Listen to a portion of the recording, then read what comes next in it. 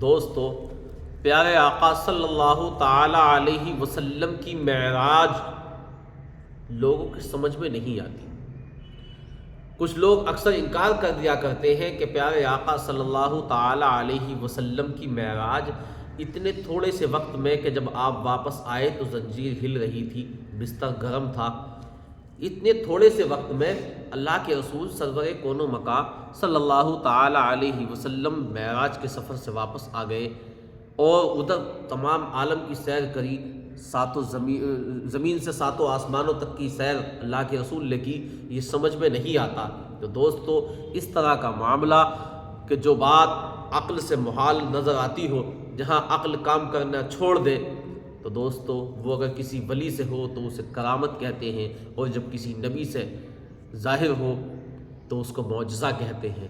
جیسا کہ ہر شخص جانتا ہے کہ ایک پیالے میں ایک پیالہ ہی پانی آ سکتا ہے، لیکن کوئی بہت بڑا دریا اس پیالے میں نہیں آ سکتا۔ لیکن غریب نواز کے پاس ایک ایسا پیالہ کہ 16 کلومیٹر کی لمبائی چوڑائی کا تالاب کا پانی اس کاسے میں آ گیا۔ دوستو، خواجہ خواجگان شہنشاہ ہندوستان اسی رسول کی اولاد ہے کہ جو رسول یہ کمال رکھتے ہیں کہ ایک پیالہ دودھ سے 70 صحابہ کو دودھ پلا دیا اور دودھ کم نہیں ہوا، 70 صحابہ نے پی لیا۔ کیوں جناب ابو ہریرہ تھا وہ کیسا جام شیر، ایک پیالہ دودھ سے 70 کا جو منہ پھر گیا۔ برادران ملت اسلامیہ، اللہ کے رسول سرور کون و مکان صلی اللہ تعالی علیہ وسلم کی معراج رب کی عطا ہے، اور خدا چاہے تو کیا نہیں کر سکتا۔ خدا کے قبضہ و قدرت سے کیا چیز محال ہے۔ خدا نے بن ماں اور باپ کے آدم کو پیدا فرما دیا، خدا نے بن باپ کے حضرت ماں اور باپ کے حضرت حوا کو پیدا فرما دیا، خدا نے بن باپ کے اللہ نے اپنے کلیم اپنے مسیح عیسیٰ علیہ السلام کو پیدا فرما دیا۔ دوستو، رب تبارک و تعالیٰ کی شان کے آگے کوئی چیز محال نہیں ہے، کوئی ناممکن ہی نہیں ہے۔ ہمارے لیے ممکن اور ناممکن کا سوال ہے، لیکن خدا کی ذات کے آگے کچھ محال یا بے قبضہ نہیں ہے کہ خدا کے قبضے سے کوئی چیز باہر ہو۔ ان اللہ علی کل شیء قدیر، میرا اور آپ کا رب ہر شے پہ قادر ہے۔ تو دوستو، اللہ کے رسول سرور کون و مکان صلی اللہ تعالی علیہ وسلم کو معراج ہوئی۔ لوگوں نے کہا کہ یہ آسمانی سفر کیسے ہو گیا، کیونکہ اس ٹائم پہ اس طرح کی تکنیکیں نہیں تھی۔ تو دوستو، آج آپ کے سامنے ہے کہ ایک جہاز ہے، پلین ہزاروں آدمیوں کو، 100 آدمیوں کو، 50 آدمیوں کو، ہیلی کاپٹر 2-4 آدمیوں کو لے کے ہوا میں اڑتا ہے، ہزاروں میل کا سفر کرتا ہے۔ آپ کے سامنے ہے، خدا نے بندے کو وہ طاقت عطا فرمائی ہے کہ بندے نے ایسی چیز بنا دی، ایسی تکنیک بنا دی کہ وہ ہواؤں میں اڑ رہا ہے، ایک ملک سے دوسرے ملک جا رہا ہے اور اتنا وزن لیے پھر رہا ہے۔ دوستو، رب تبارک و تعالیٰ نے اپنے حبیب کو شب معراج آسمانوں پر اپنی قرب خاص میں بلایا، ساتوں آسمانوں کی سیر کرائی، سدرۃ المنتہا سے آگے میرے نبی لامقام میں گئے۔ لیکن دوستو، اللہ کے رسول کی معراج کو سب سے پہلے جھٹلایا کس نے تھا؟ آج بتانا مقصد یہ ہے، سب سے پہلے میرے نبی کی معراج کو جھٹلانے والا کون تھا، اس کا نام کیا تھا، آج اسے کس نام سے جانا جاتا ہے، اور جس نے اس وقت اس کے سامنے تصدیق کی، کہا میرے نبی نے سچ کہا ہے، تو اس کی شان کیا ہوئی، جھٹلانے والے پہ لعنت کتنی ہوئی؟ بتانا مقصد یہ ہے۔ تو دوستو، اللہ کے رسول سرور کون و مکان صلی اللہ تعالی علیہ وسلم معراج کی رات خدا سے ملاقات کے لیے خدا کے قرب خاص میں گئے۔ قرآن کہتا ہے ثم دنا فتدلی فکان قاب قوسین او ادنی، اور وہ حبیب رب کے قریب ہوئے، جلوہ اترا، 2 ہاتھ کا 2 کمان کا یا اس سے بھی کم فاصلہ رہ گیا۔ رسول فرماتے ہیں میں نے اپنے رب کو اپنے ماتھے کی آنکھوں سے بہترین انداز میں دیکھا۔ اسی لیے ایک شاعر نے کہا کہ ایک دیکھنے والے کا کہا مان لیا ہے، ہم نے تجھے بن دیکھے خدا مان لیا ہے۔ اللہ کے رسول سرور کون و مکان صلی اللہ علیہ وسلم فرماتے ہیں میں نے اپنے رب کو بہترین انداز میں اپنے ماتھے کی آنکھوں سے دیکھا۔ تو دیکھا ہے کس نے؟ نگاہ مصطفیٰ نے۔ ہم نے مصطفیٰ کے کہے کو مان لیا کہ خدا ہے۔ تو دوستو، نبی کی معراج کا شک و شبہ کیوں کرتے ہیں؟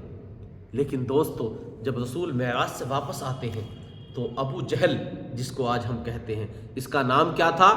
اس کا نام تھا عمر ابن ہشام، اس کو لوگ کہتے تھے ابو الحکم۔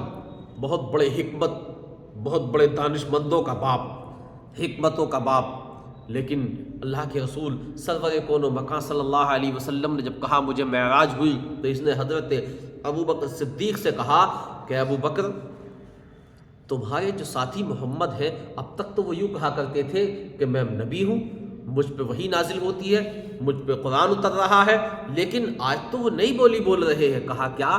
کہ وہ کہہ رہے ہیں میرے رب نے مجھے آسمانوں پہ بلایا اور آج کی رات کے تھوڑے سے حصے میں تمام دوزخ و جنت کی سیر کر آیا ہوں، میں سب کچھ دیکھ آیا ہوں، میرا رب کا دیدار کیا ہے، کیا یہ بات ماننے کے لائق ہے؟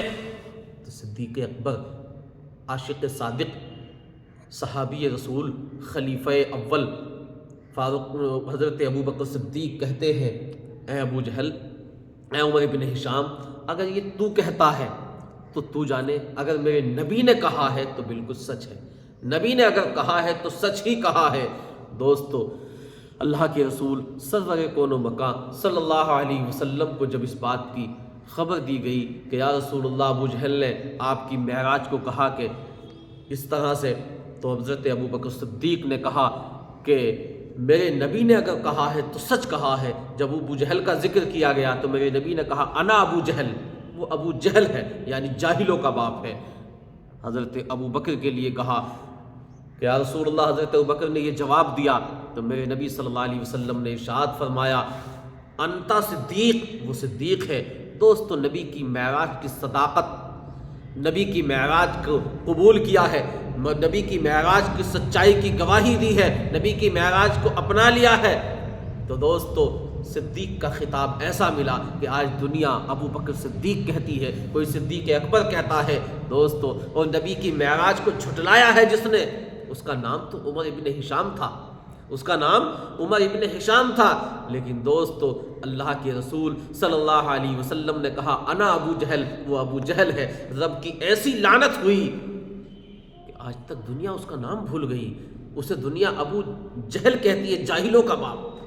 تو دوستو بتانا مقصد یہ ہے، اس سے ہمیں درس کیا حاصل کرنا چاہیے؟ اللہ کے رسول سرور کون و مکان صلی اللہ تعالی علیہ وسلم کو معراج ہوئی، معراج کے اس سفر میں رب تبارک و تعالیٰ نے 50 نمازوں کا تحفہ دیا، اور نمازیں یہ کم ہوتے ہوتے 5 رہ گئی۔ رب تبارک و تعالیٰ نے ارشاد فرمایا اے میرے حبیب، تمہاری امت اگر 50 کی پڑھتی ثواب 50 کا ملتا، لیکن ہمارے قول میں تبدیلی نہیں ہے، ہم نے 5 کر دی ہے، اور اگر کوئی صدق دل کے ساتھ رب کی رضا کے لیے خضوع و خشوع کے ساتھ 5 وقت کی پڑھے ثواب اس کو 50 کا ہی دیا جائے گا۔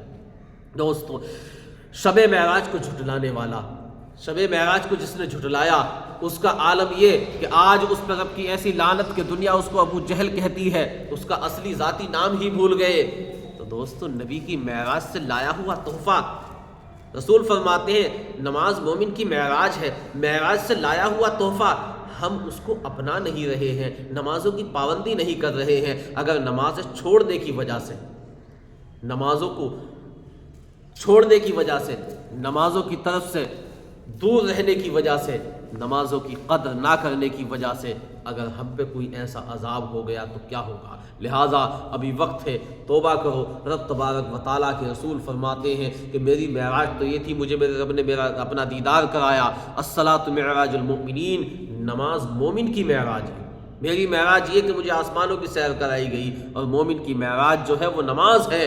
لہٰذا ابھی وقت ہے، اپنے گناہوں سے توبہ کریں، نماز کی پابندی کریں، اور نبی کریم صلی اللہ علیہ وسلم کی معراج کی طرف کوئی برا خیال دل میں نہ لائیں۔ جو میرے نبی نے فرما دیا وہ حق ہے، اور اس سے پہلے کہا کس نے؟ سبحان الذی اسریٰ، میرا رب فرماتا ہے پاک ہے وہ رب جو لے گیا اپنے بندے محمد صلی اللہ علیہ وسلم کو راتوں رات مسجد حرام سے مسجد اقصیٰ، 7 آسمانوں کی سیر کرائی۔ قرآن خود کہہ رہا ہے سبحان الذی، پاک ہے وہ رب، لفظ دیکھو، پاک ہے وہ رب جو فرما رہا ہے، وہ عیب سے پاک ہے، ہر جھوٹ سے پاک ہے، جو اس نے کہہ دیا وہی سچ ہے۔ تو دوستو ابھی وقت ہے، اپنے گناہوں سے توبہ کریں، نبی کی معراج پہ دل و جان سے قربان رہے، اور نبی کی معراج کے تعلق سے کوئی اپنے دل میں خیال الٹا سیدھا نہ لائیں، نمازوں کی پابندی کریں۔ شاعر کہتا ہے کر لے توبہ رب کی رحمت ہے بڑی، قبر میں ورنہ سزا ہوگی کڑی، بے نمازی تیری سیامت آ گئی، قبر کی دیوار یوں مل جائے گی ہاتھ کی ملتی ہے جیسے انگلیاں، قبر کی دیوار یوں مل جائے گی ہاتھ کی ملتی ہے جیسے انگلیاں۔